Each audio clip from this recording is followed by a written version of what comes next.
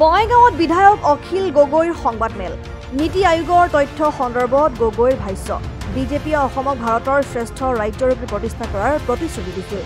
কিন্তু নীতি আয়োগৰ সমীক্ষাত দেশৰ ২৮খন ৰাজ্যৰ ভিতৰত অসম হলগৈ ২৩ নম্বৰ স্থানত অৰ্থাৎ তলৰ পৰা ৬ নম্বৰত অসম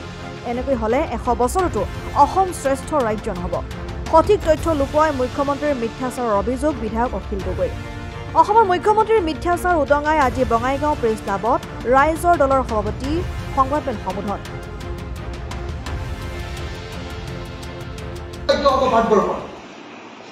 কিন্তু আজিৰ দিনত ২৮খন ৰাজ্যৰ ভিতৰত অসম ২৩ নম্বৰ ৰাজ্য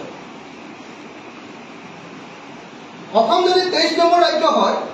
অসমক ১ নম্বৰ ৰাজ্য কৰিবৰ কাৰণে অতি কমেও ১০০০ বছৰমান লাগিব অথচ অসমৰ মুখ্যমন্ত্ৰীয়ে কৈছে যে সাংঘাতিক আমাৰ পাৰফৰ্মেঞ্চ ভাল হৈছে একদম অসমত লাগি অসম ভাৰতবৰ্ষত এতিয়া দপদপাই আছে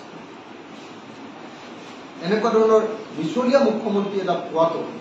এটা সাংবিধানিক পদত এজন মিছলীয়া মুখ্যমন্ত্ৰী পোৱাটো দুৰ্ভাগ্যজনক মই আপোনালোকৰ সন্মুখত এই মুহূৰ্তত ৰাজ্যবিলাকৰ ক্ৰম SDG গ'ল ইণ্ডেক্সত ৰাজ্যবিলাকৰ ক্ৰম অনুসৰি ৰাজ্যবিলাকৰ নামটো পাঠ কৰি দিলে তেতিয়াহ'লে গম পাব যে অসমৰ অৱস্থা কেনেকুৱা ১ নম্বৰত আছে উত্তৰাখণ্ড ২ নম্বৰত আছে কেৰালা ৩ নম্বৰ ৰাজ্যখন হ'ল তামিলনাডু ৪ নম্বৰ ৰাজ্যখন হ'ল গোৱা ৫ নম্বৰ ৰাজ্যখন হ'ল হিমাচল প্ৰদেশ ৬ নম্বৰ ৰাজ্যখন হ'ল পাঞ্জাৱ ৭ নম্বৰ ৰাজ্যখন হ'ল ছিকিম ৮ নম্বৰ ৰাজ্যখন হ'ল কৰ্ণাটক ৯ নম্বৰ ৰাজ্যখন হ'ল গুজৰাট ১০ নম্বৰ ৰাজ্যখন হ'ল অন্ধ্ৰপ্ৰদেশ ১১ নম্বৰ ৰাজ্যখন হ'ল তেলেংগানা ১২ নম্বৰ ৰাজ্যখন হ'ল মহাৰাষ্ট্ৰ ১৩ নম্বৰ ৰাজ্যখন হ'ল মিজোৰাম ১৪ নম্বৰ ৰাজ্যখন হ'ল Haryana Manipur ১৫ number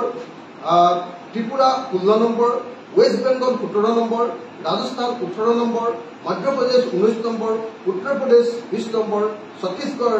২১ number Orissa ২২ number আৰু অসম হ'ল ২৩ নম্বৰ অসমৰ পাছত যিকেইখন ৰাজ্য আছে সেইকেইখন হ'ল অৰুণাচল প্ৰদেশ মেঘালয়া নাগালেণ্ড আৰু ঝাৰখণ্ড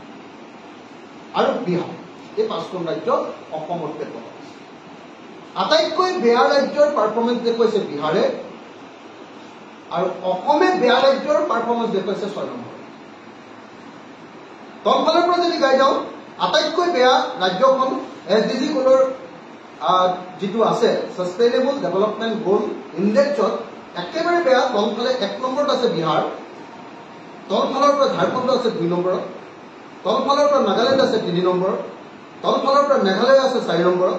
তলফালৰ পৰা অৰুণাচল প্ৰদেশ আছে ৫ নম্বৰ আৰু তলফালৰ পৰা অসম আছে ৬ নম্বৰ তলফালৰ বঙাইগাঁও ব্যুৰো জননী লাইভ।